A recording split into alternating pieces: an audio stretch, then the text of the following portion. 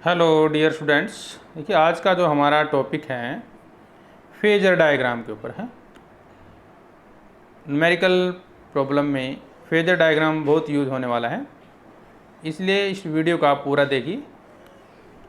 इसमें हम phasor diagram register के लिए, कैपेसिटर के लिए और इंडक्टर के लिए, तीनों के लिए करेंगे और साथ में हम करेंगे RCI, यानी कई बार RCL भी बोलते हैं हम, इनके लिए हम यूज करेंगे।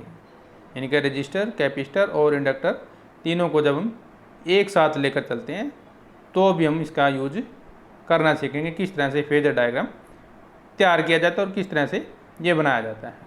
तो आज का हमारा यही टॉपिक रहेगा। अल्टरनेटिंग करंट हमारा चैप्टर है, फिजिक्स 12 जो हमारी चल रही है। फेजर डायग्राम बड़ा ही इंपॉर्टेंट टॉपिक है, इसको ध्यान से समझिएगा। देखिए बेसिकली हम जब बात करते हैं फेजर की, फेजर होता क्या है? बेसिकली ए रोटेटिंग वेक्टर होता है ये, सिंपली कॉल्ड ए फेजर, जिसको हम फेजर बोलते हैं। और is a scaled line whose length represent an AC quantity that has both magnitude peak amplitude, जो हमने पिछले वीडियो में पीक एम्पलीट्यूड के बारे में डिटेल से वर्णन किया था। एंड डायरेक्शन यानी कि phase which is frozen at some point in time. ये बेसिकली हमारी डेफिनेशन होती है फेजर की। देखिए नेक्स्ट पॉइंट जो बनता है हमारा, जो फेजर होते हैं हमारे, all the phasor are drawn rotating in an anti clockwise direction. ये ध्यान रखेंगे, सबसे मेन पॉइंट क्या है, जितने भी हम फेजर डायग्राम बनाएंगे या फेजर की वैल्यू लेकर चलेंगे वो एंटी क्लॉकवाइज डायरेक्शन में होंगे। All the phasor ahead of reference phasor are said to be leading, while all the phasor behind the reference phasor are said to be lagging. तो ये दो पॉइंट इसमें यूज करेंगे ध्यान से, लीडिंग और लैगिंग। लीडिंग का मतलब आगे जा रहा है और लैगिंग का मतलब पीछे लेके चलते हैं। क्लियर है point?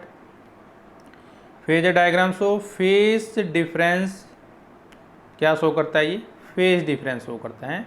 A phasor diagram is use to show the phase relationship between two और मोर साइन वेव्स।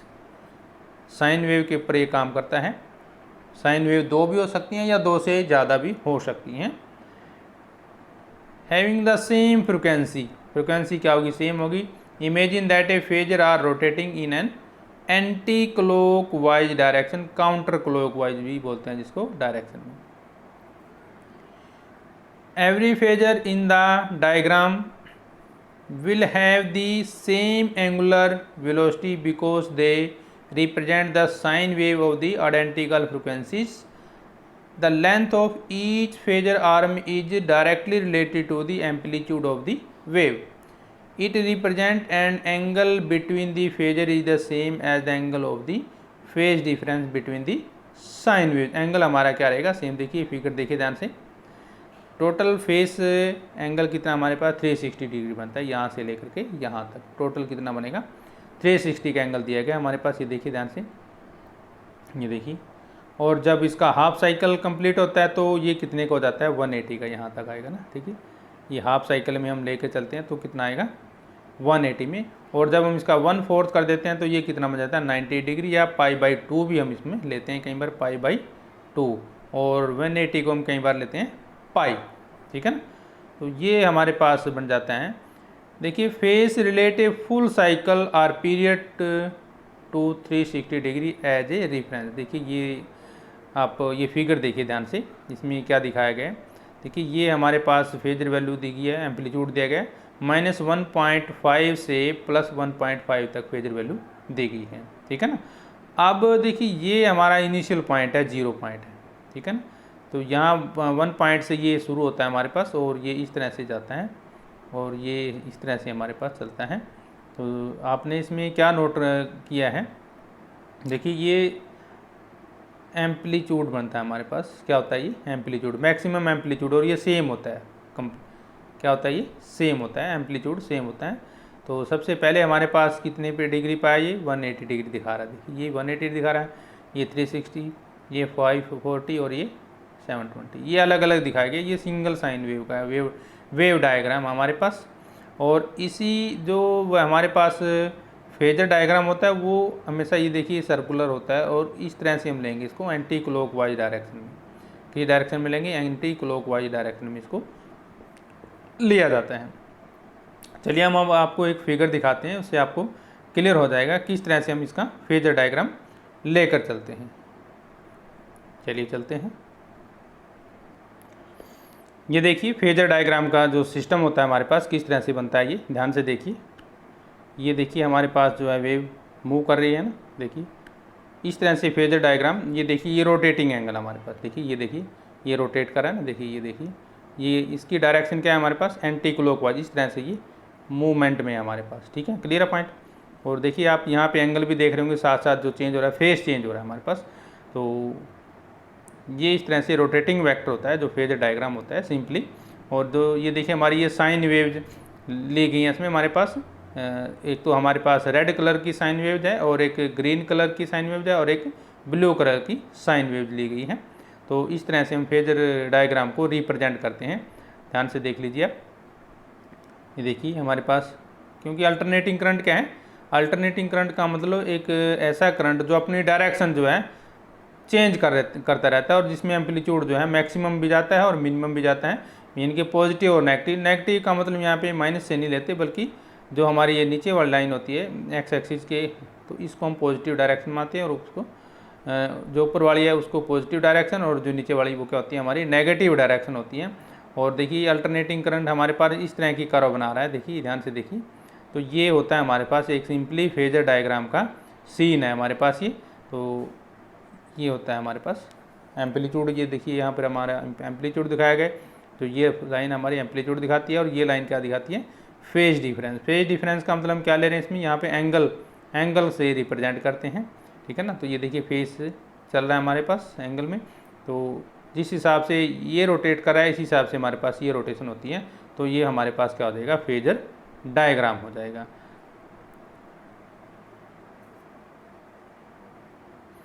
देखिए यदि आप उसे जो हमारा ऊपर वाला अभी जो हमने एनिमेशन देखा था उसको हम इस तरह से भी रिप्रेजेंट कर सकते हैं। देखिए ध्यान से, ये क्या है? हमारे पास साइन वेव है। ये क्या है? साइन वेव है। और ये क्या है? हमारे पास मैक्सिमम एम्पलीट्यूड होता है, इधर से ये मैक्सिमम एम्पलीट्यूड हो जाएगा हमारे पास। तो और इसको यदि हम जो है हमारी साइन वेव होती है उसको रिप्रेजेंट कैसे करते हैं? ये फार्मूला है हमारे, A is equal to A M sine omega T plus phi. कई बार हम ई भी लेते हैं, कई बार आई भी लेते हैं। वो हम लेते हैं वोल्टेज लेंगे तो वी ले लेते हैं, और ईएमएफ लेते हैं तो ई ले लेते हैं ए के स्थान पे, और अदरवाइज अगर करंट लेते हैं तो हम आई ले लेते हैं ईएमएफ के स्थान पर। तो ये है हमारे पास फेजर डायग्राम शो करने के लिए। देखिए ध्यान से देखिए, जब ये मान लो यहाँ पे हम 30 डिग्री लेते हैं तो यहाँ पे कितना शो कर रहा है? ये 30 डिग्री शो कर रहा है। जब हम 60 डिग्री लेंगे तो यहाँ पे फिर ये फेजर डायग्राम यहाँ पे 60 डिग्री पर जाता है। जब 90 डिग्री लेते हैं तो यहाँ पे फिर ये कितना शो करता है? 90 डिग्री पर शो करता है। और इसी तरह से यदि हम जैसे हम अंडर नीचे लेते हैं तो ये देखिए यहाँ कहाँ पे जा रहा है? ये देखिए यहाँ पे जाता है, ठीक है ना। तो इस तरह से हमारे पास जो है ये मैक्सिमम एम्पलीट्यूड हो जाएगा हमारे पास 270 पे जा रहा है, देखिए। तो ये हो जाएगा हमारे पास फेजर डायग्राम। और इसकी डायरेक्शन क्या है हमारे पास? ये देखिए ये डायरेक्शन होती है एंटी क्लॉक वाइज, यानी कि, और इसका ये क्या है हमारे पास? यूनिट्स हैं ओमेगा रेडियन पर सेकंड। तो और इसको क्या बोलते हैं हम? रोटेटिंग फेजर बोलते हैं। और ये क्या होती है हमारे पास? साइनसॉइडल वेव होती है हमारे पास, जो टाइम के अनुसार वेरी करती हैं। टाइम डोमेन में हम इसको लेकर चलते हैं, क्लियर है पॉइंट। अच्छा, अभी हमने जो फिगर देखा है इससे हमें क्या बात क्लियर होती है? देखिए we can see that relation between the phasor and the sinusoidal representation of the function with respect to time. The projection of the phasor on the vertical axis represent the value of the quantity. अब हमारे पास इसके 5 rule हैं इसको phasor diagram को read करने के लिए। Number 1 पहला रूल क्या है? The length of the phasor is directly proportional to the amplitude of the wave depicted, ठीक है। Length of the phasor is directly proportional to amplitude. जो हमने अभी एम्पलीट्यूड की बात की थी, देखिए ये क्या है हमारे पास? ये एम्पलीट्यूड है, ठीक है। तो इसके ऊपर डिपेंड करती है हमारी जो ये फेजर डायग्राम होगा, और इसकी लेंथ किस पर डिपेंड करेगी? जितना हमारा एम्पलीट्यूड होगा उसके डायरेक्टली ये प्रोपोर्शनल होती है, ठीक है। ये रूल नंबर 1 है। देखिए जब हम LCR सर्किट की बात करते हैं इसमें रूल नंबर 2 क्या आएगा, in circuit which have the combination of LCR, ये जैसे L है हमारे पास, ये C है और ये R है, तीनों को हम सीरीज में जोड़ा गया है। It is customary to draw the phasor represent current horizontally, तो जब भी हम करंट ड्रा करेंगे तो हॉरिजेंटली ड्रा करेंगे। And the call this reference phasor, और इसको क्या बोलेंगे, रेफरेंस फेजर बोलते हैं। This is because the current in a series circuit is common to the all component, क्योंकि वहाँ पर हमारा कंपोनेंट जो है सेम रहना है, इनके करंट सेम रहना है। और LCR सर्किट जब हम पैरेलल में लेते हैं, जिस तरह से ये दिखाया गया, देखिए ऊपर हमने सीरीज की बात की, और जब हम पैरेलल की बात करते हैं तो पैरेलल में हमारे पास क्या होगा, the phasor represent the supply voltage is always drawn in the reference direction, जिस जो हमारी रिफरेंस डायरेक्शन होती है उसी में इसको हम शो करते हैं। देखिए इसका कारण क्या है, because in parallel circuit it is the supply voltage that is common to all component, जो सभी में कॉमन होती है। और rule number 4, direction of rotation of all the phasor is considered to be anti clockwise direction. और rule number जो 5 क्या है, in any one diagram the same type of value यानी कि RMS peak value is used for all phasor not a mixture of value. ठीक है, अब देखिए बात रजिस्टर की जब हम करते हैं, in case of resistor phasor diagram हम रजिस्टर में किस तरह से बनाएंगे। In case of resistor the voltage and the current are in same phase, note कर लीजिए point. We can say that phase angle difference between voltage and current is zero. ठीक है ना, phase angle difference between the voltage and current क्या है हमारे पास, zero आ जाएगा। तो अगर वो जीरो होता है तो फिर हम फिगर किस तरह से बनाएंगे फेजर डायग्राम के लिए। देखिए डायरेक्शन हमारी वही एंटी क्लॉकवाइज रहेगी। तो ये देखिए हमारे पास ये करंट के लिए हो जाएगा यहाँ तक, और फिर ये यहाँ तक क्या हो जाएगा वोल्टेज के लिए, क्योंकि एंगल क्या है हमारे पास जीरो है दोनों के बीच में, तो ये एक ही स्ट्रेट लाइन में हम दोनों को लेकर चलते हैं। क्लियर है पॉइंट। नेक्स्ट जब हम इंडक्टर की बात करते हैं, in inductor the voltage and the current are not in phase, तो वो दोनों फेस में नहीं होते, एक ही फेस में नहीं होते। The voltage leads that of current by 90 degree, voltage leads that of current by 90 degree, or in other words voltage attain its maximum and zero values 90 degrees before the current attains it। तो ये हमारा बनता है inductor के ऊपर। और देखिए हमारे पास इंडक्टर की जो इक्वेशन होती है ये होती है, तो I maximum sign omega T minus 90 degree, कहीं पर हम इस तरह से भी लिखते हैं I not sign omega T minus pi by 2, कई बार इस तरह से भी हम इसको लिख सकते हैं, क्योंकि 90 डिग्री जो है पाई बाई 2 के इक्वलेंट में होता है। तब फेजर डायग्राम देखिए हम नीचे की ओर बनाते हैं, क्योंकि ये हमारे पास देखिए ये हमारे पास वोल्टेज दिखाता है और ये क्या दिखाएगा, करंट दिखाएगा। तो इसका डायग्राम नीचे की ओर लेते हैं, यानी कि IL lags VL by 90 degrees. तो ये हम फेजर डायग्राम की बात करें। अब कैपेसिटर की बात करें, जब in case of capacitor the current leads the voltage by 90 degree, in other words the voltage attain its maximum and zero values after the current attains, यानी कि phasor diagram of the capacitor is exactly opposite to inductor. जैसे हमने inductor का बनाया था ना, तो यहाँ पे देखिए वहाँ पे हमारे पास क्या था, माइनस का था, तो यहाँ पे अब क्या आ गया पाइलर, मतलब माइनस का स्थान पे क्या आ गया प्लस का चिन्ह आ जाएगा। और हम इसको दूसरे तरीके से लिख सकते हैं, I नॉट साइन